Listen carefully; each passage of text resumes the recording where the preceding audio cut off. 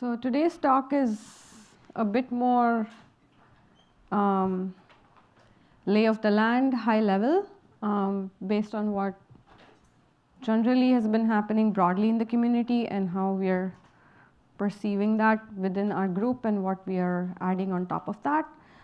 It's definitely not methods heavy, just intended to basically start a discussion.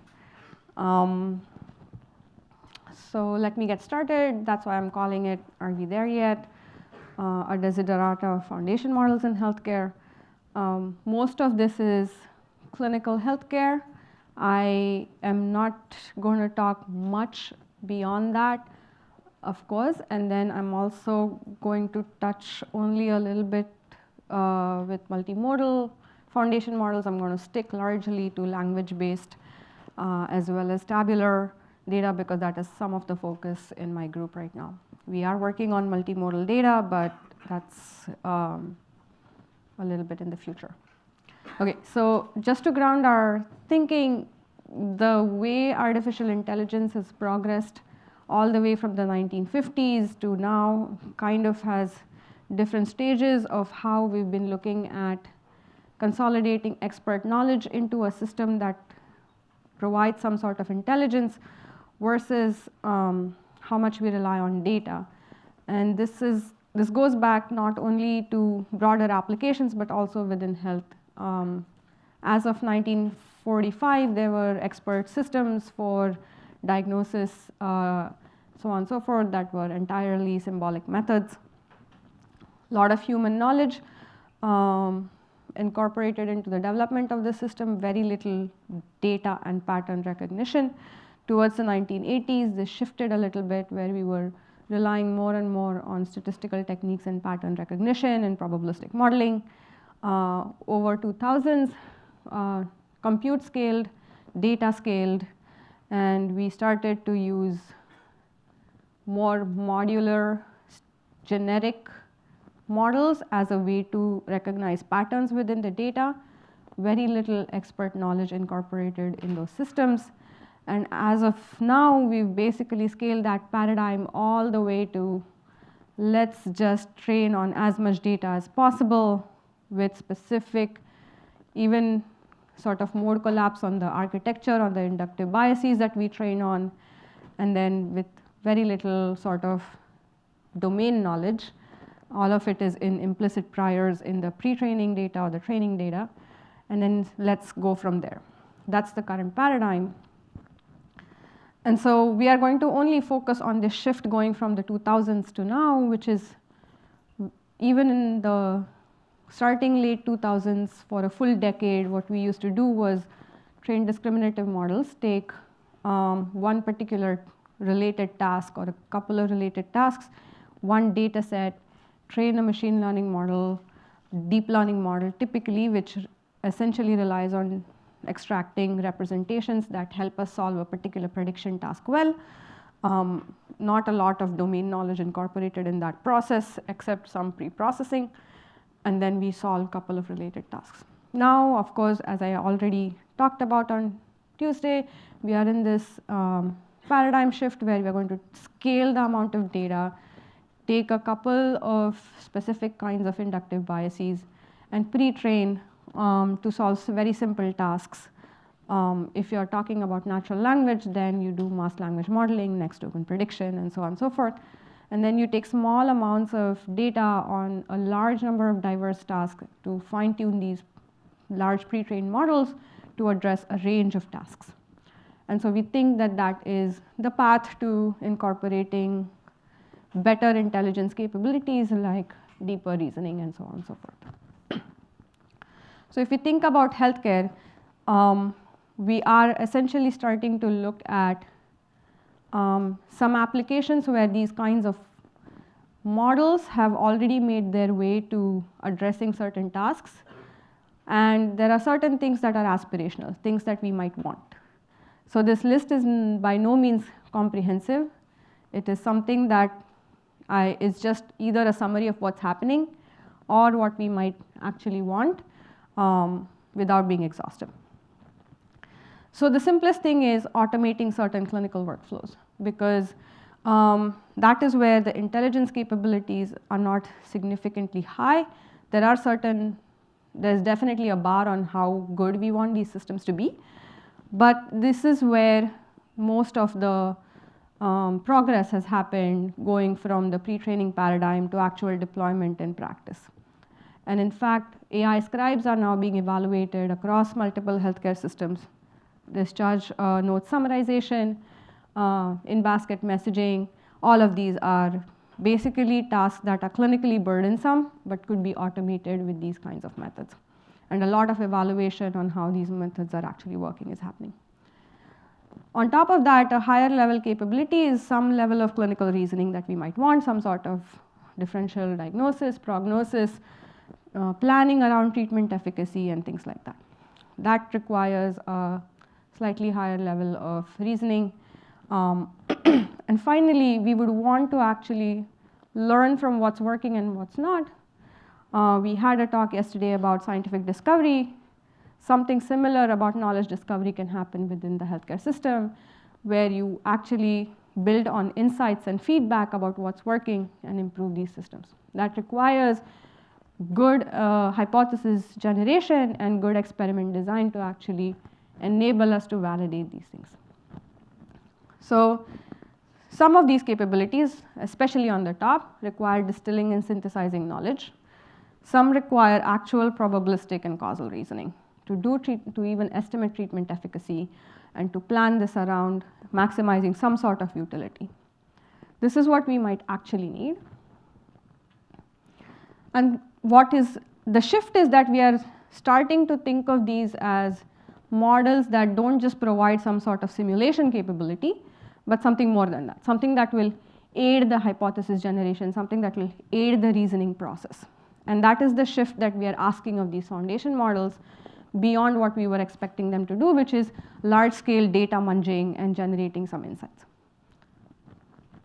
So as I said, today I'll be focusing on what we've been seeing in text-based and structured data, tabular data models. So let me start with the first application, because it's one of those things where it's made its way to the hospital. And I'll tell you the setup and I'll tell you what's happening. Is within the healthcare system, clinicians do a lot of administrative tasks. One of them is responding to patient messages. So patient came to the doctor, got a prescription, had some side effects. Patient sends an email to the clinician, to the care team in general. And now what is happening is Epic has integrated OpenAI's GPT into the EHR system that automatically generates a response, a draft response, that the care team then looks at, edits the response, and then sends it out to the patient.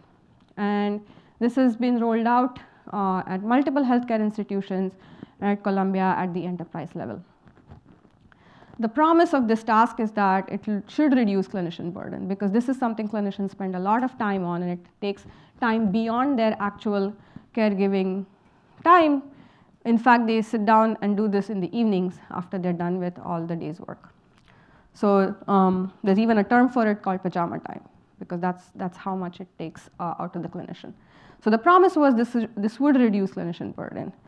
But results outside of Columbia are seemingly suggesting that there's no reduction in the time clinicians spend on doing this. There's a little bit of a difference in their cognitive engagement, so they don't feel as tired doing this task. But there's really, because you're now reading a generated draft response, the utility in time saved is not that much higher. But there is some perceived benefit in length and quality of the messages that are responded. So if the whole, whether or not this is reducing clinician burden, it depends on the metrics that we use. If cognitive burden is one thing that you would want to optimize for, maybe there is some utility of these models. But if time is something you wanted to optimize for, that's really not, that hasn't really changed. For us, we were interested in how is this generated response different across different medical settings. The nice thing about the enterprise rollout at Columbia is that this is already available for all kinds of settings. Cardiologists, pediatrics, everybody can opt in to use draft-generated responses. Different kinds of caregivers, nurses, doctors can use this. and so on and so forth. So we can now analyze this for different kinds of patients, though we don't necessarily have the demographics of the clinicians themselves that are using this system. But our early results seem to suggest that the readability of the messages that are generated and the responses that are given seem to vary by certain demographics that we can actually account for and adjust for.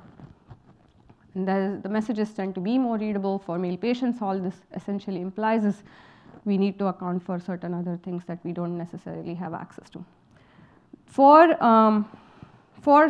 nurses and pediatric messages, we've seen the difference between the generated draft and the final draft to be far less, but maybe it also points to like less clinical severity of the particular task.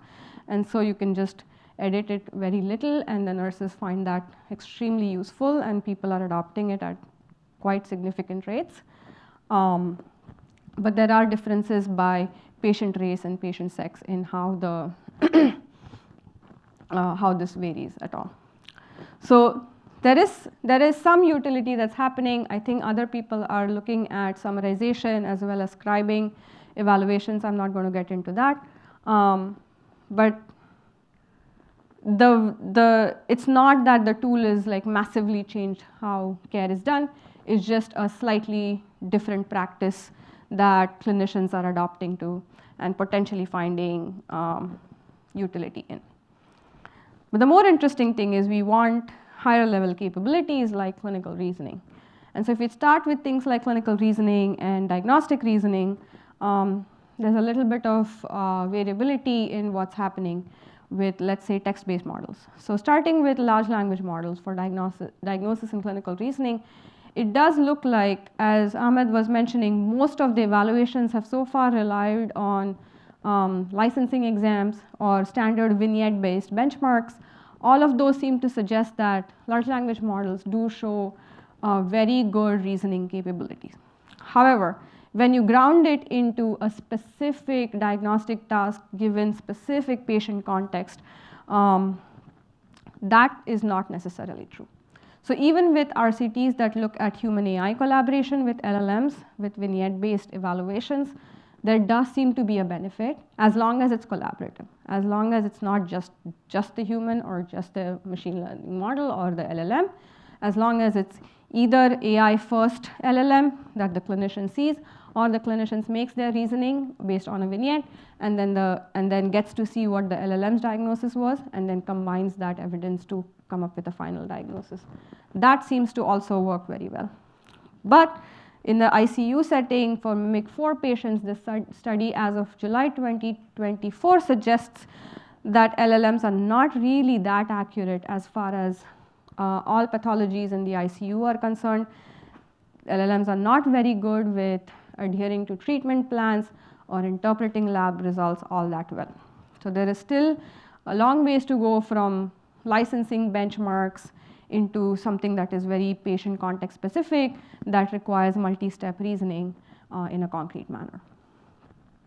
So looking at predictions and prognosis, this is where we've been focusing some of our energy on with structured models.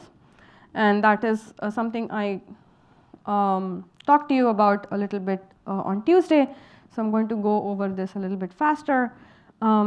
We've been benchmarking structured EHR foundation models at Columbia that have been cropping up in literature in the past maybe 2 or 3 years.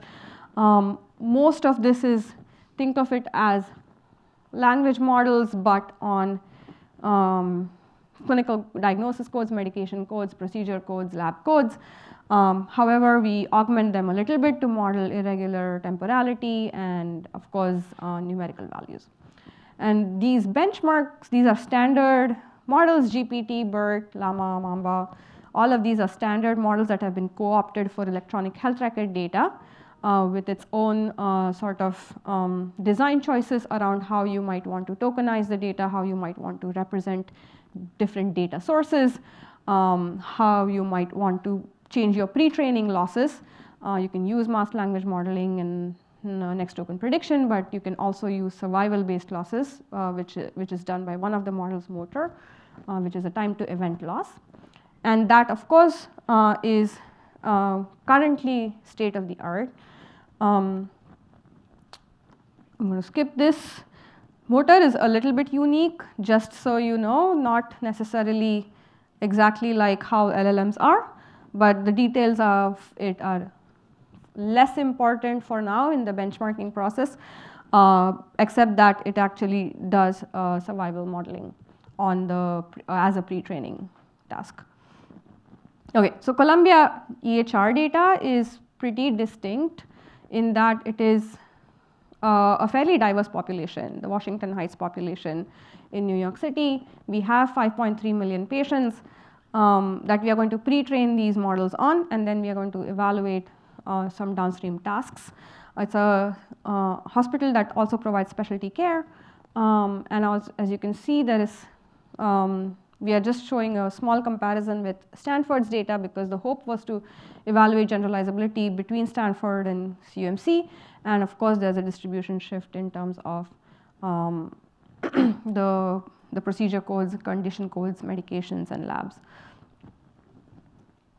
The one thing I do want to mention is that the generalizability was enabled entirely because we trained the CUMC data is already represented in the OMOP common data model, which is a harmonized data format that is used for structured EHR data, has been adopted quite broadly, but it is not necessarily machine learning friendly, which means you kind of have to put it in a form that makes it easier for us to start pre-training foundation models. So one of the things that we did over the last year is to convert it into the MEDS format, which is a schema that was developed by a colleague, Matthew. Essentially just is a simple schema that represents patient data broadly just as ID of the patient, timestamp of a particular event, type of event, if numerical value if it exists, and that basically is then consolidated into a form that we can actually just use for these large model training. And so that also makes it easier for us to test the models that we build on across healthcare institutions. One of the big problems, as I already harped on, and I'm going to mention it again, is the non-standard benchmarking of these foundation model evaluations that is currently taking place. So even if you have to define the same task like celiac, it will be defined in so many different ways that nobody is able to tell whether a particular model is doing well on a particular task.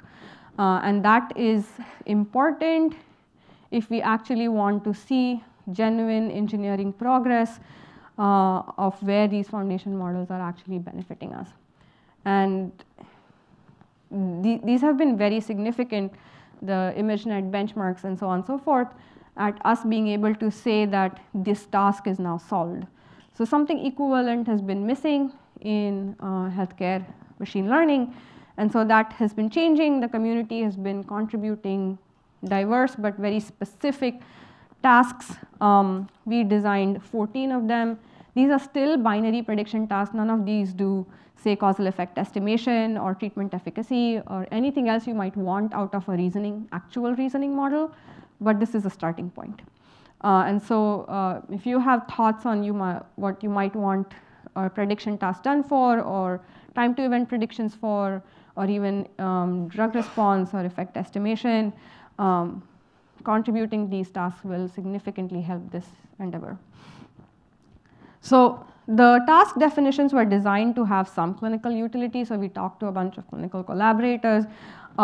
We designed these tasks to be a little bit difficult in terms of the learning task, where we try to come up with an at-risk cohort and then try to come up with the particular label. So for example, for schizophrenia, we would use psychosis as the at-risk cohort because detecting schizophrenia from a general population is kind of pointless for everybody, but figuring out within a psychosis population who might transition to schizophrenia is much more useful for a psychiatrist.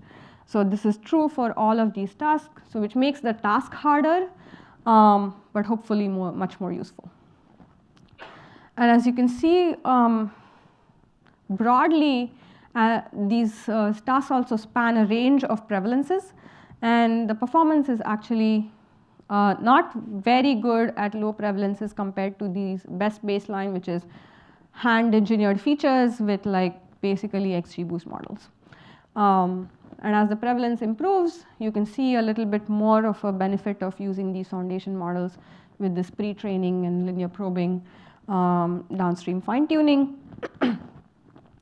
The fact that the Breyer score kind of goes up as the prevalence changes is hinting at the uncertainty calibration not being perfect.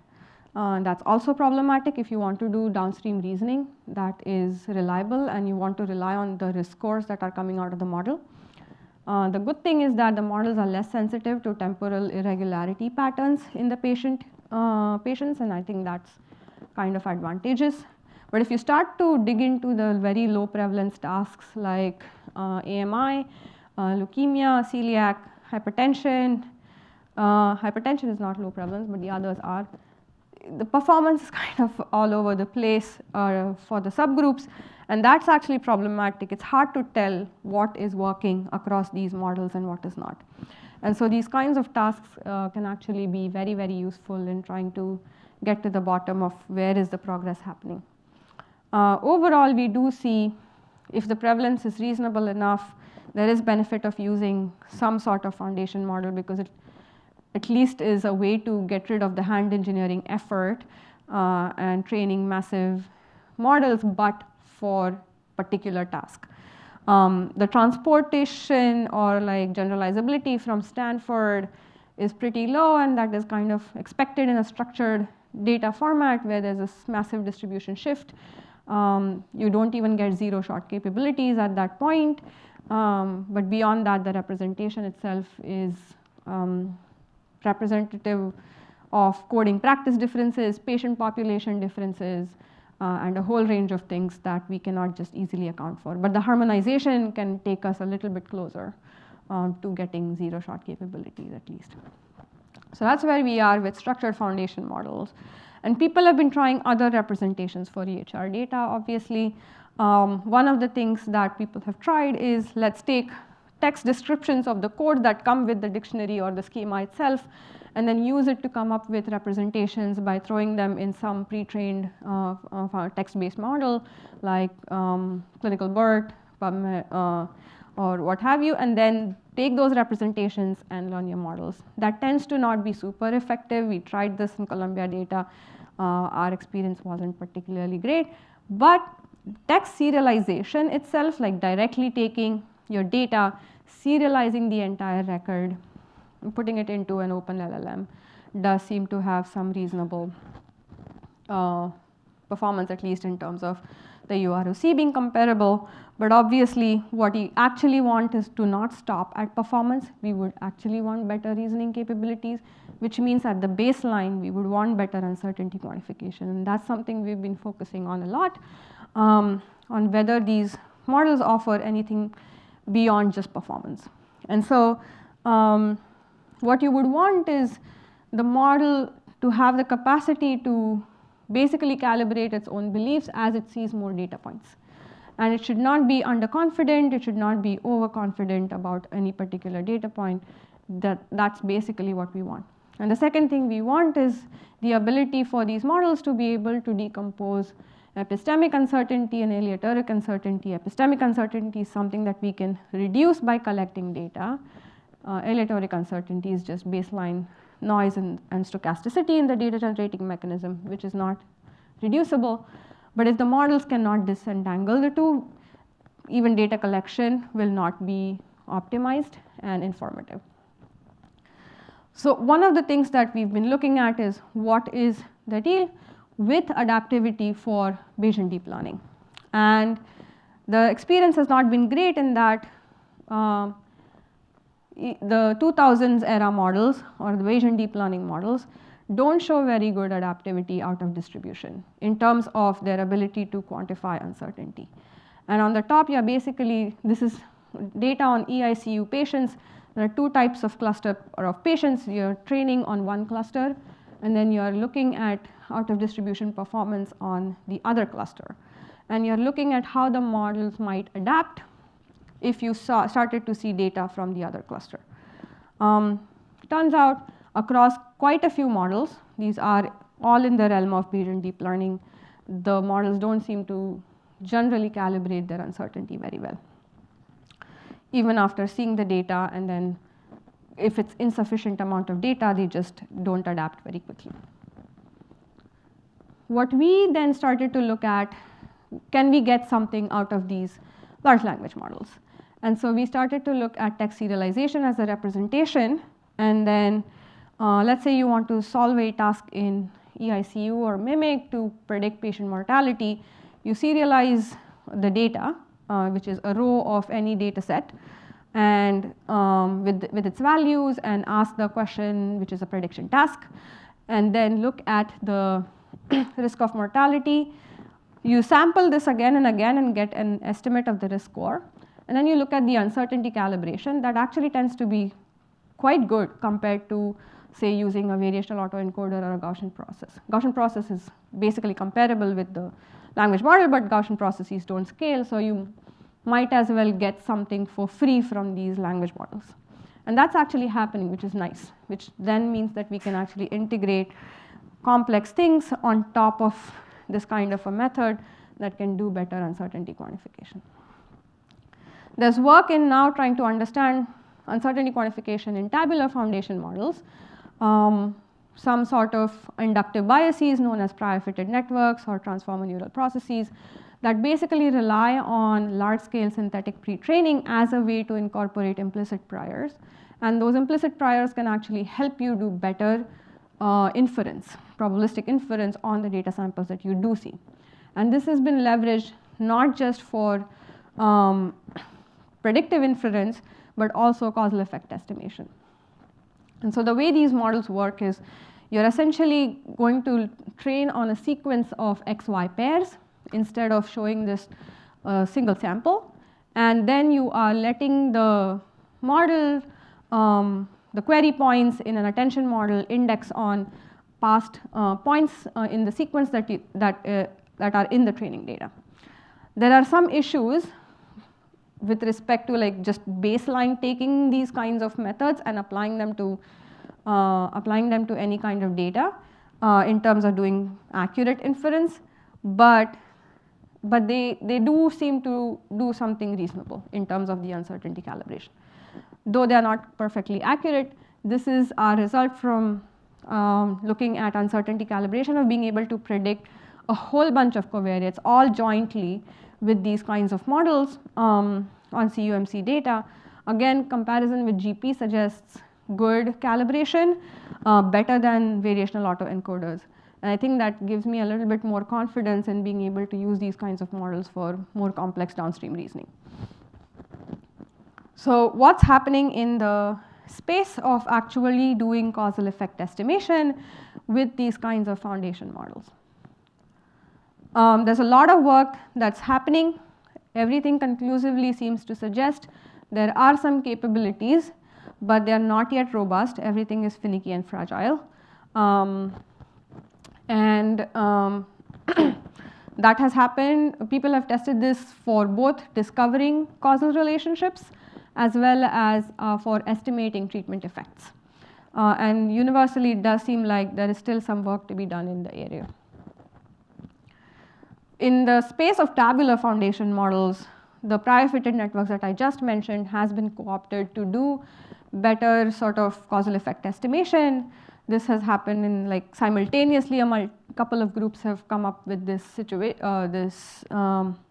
have leveraged this idea to do causal effects, where essentially you're changing the synthetic pre-training data to come from basically causal data generating mechanisms that do also reflect interventional data. And with that, you can actually just demonstrate the capabilities of these foundation models to also be able to sample causal effects of a particular intervention. Of course, you want to combine that with some level of adaptivity, which means that you need to do some sort of in-context learning. And there is some initial work that seems to suggest that that's happening. But again, at least we think that by default, the prior fitted networks aren't the most accurate with respect to inference, they are better than state of the art though. So we are working on improving some of those. But really, the point of all of this is to ask what exactly do we want in terms of capabilities in causal reasoning. So I'm just going to use this as an excuse to talk about some of the work we've been trying to do to understand causal effects of pulse oximetry readings on duration and rate of ventilation in the ICU, because this problem became a big problem during COVID. Famously, pulse oximeters have sensitivity to skin tone, and people have been thinking that that actually impacts the measurement. Oxygen saturation measurements that darker skin tone people get is biased, and it underestimates supplemental oxygen needs for darker skin patients.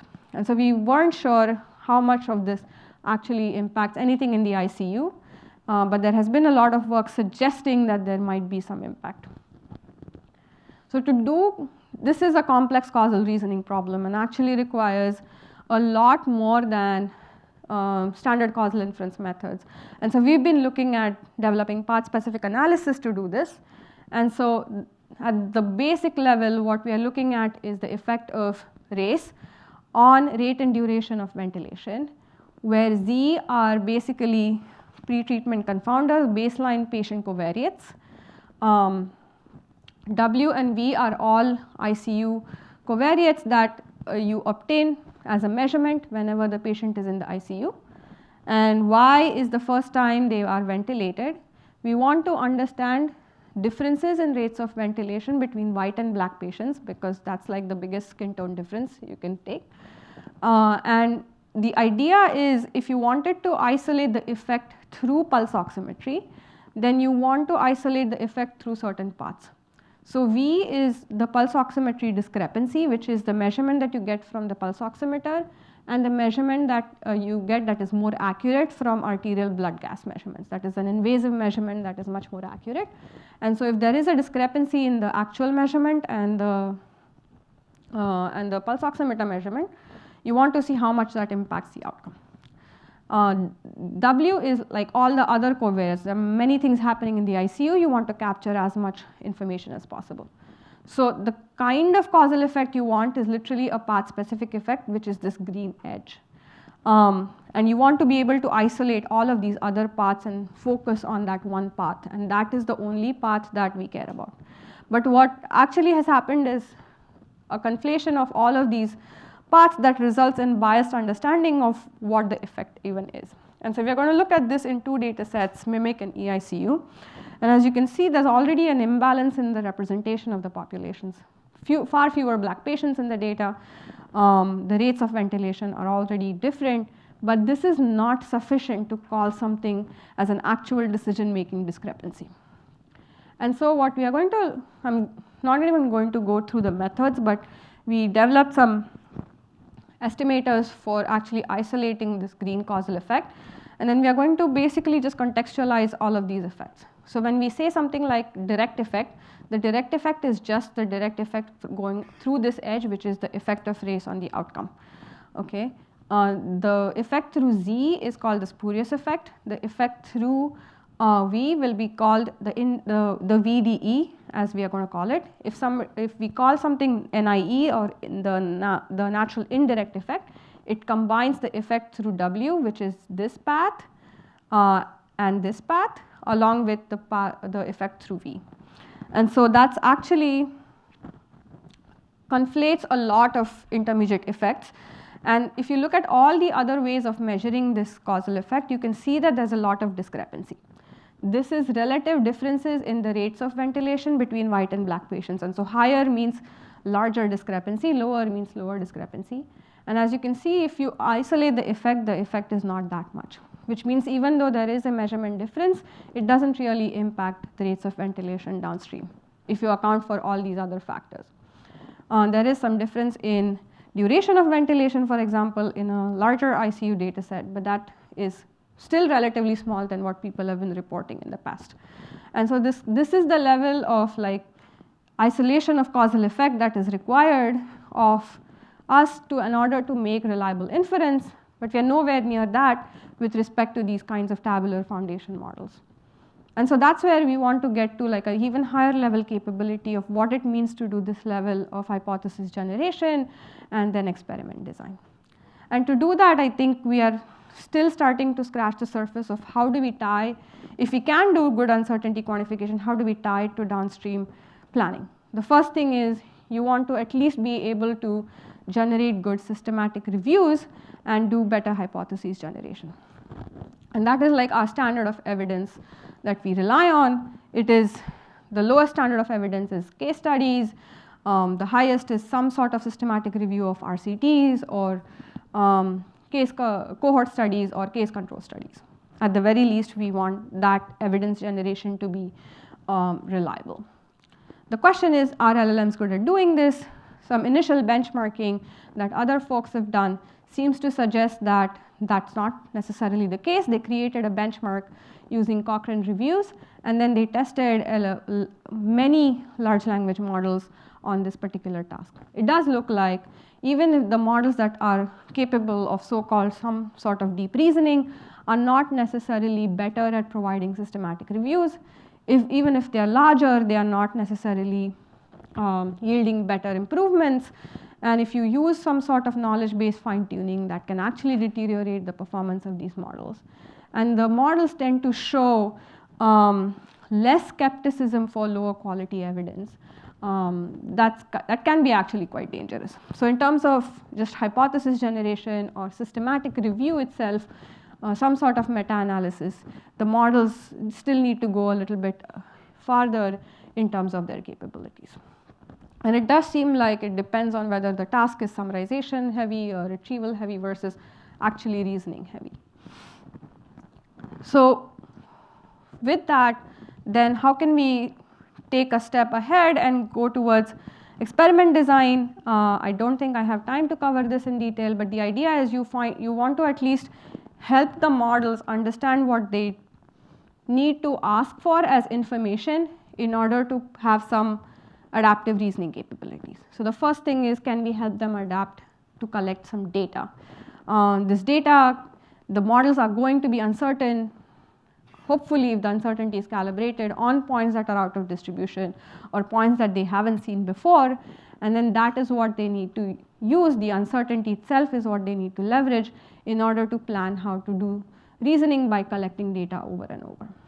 And so we've been looking at some of that planning recently by leveraging existing uncertainty quantification, and now we are testing that in Columbia data. Hopefully we'll have something interesting to say in a couple of months, but that's where we are. And I'm going to stop here because I'm almost out of time. And so just to close this out, we do need all of these capabilities: distilling, synthesizing knowledge, probabilistic reasoning, causal reasoning, and some amount of planning capabilities to maximize ability to acquire information, make inferences, and improve some outcomes. Where we are is everything seems to work a little bit, but is fragile and finicky. And so good evaluations and good benchmarking can take us a long way. And with that, I'm happy to take any last questions, but I think I'm almost out of time. Thank you.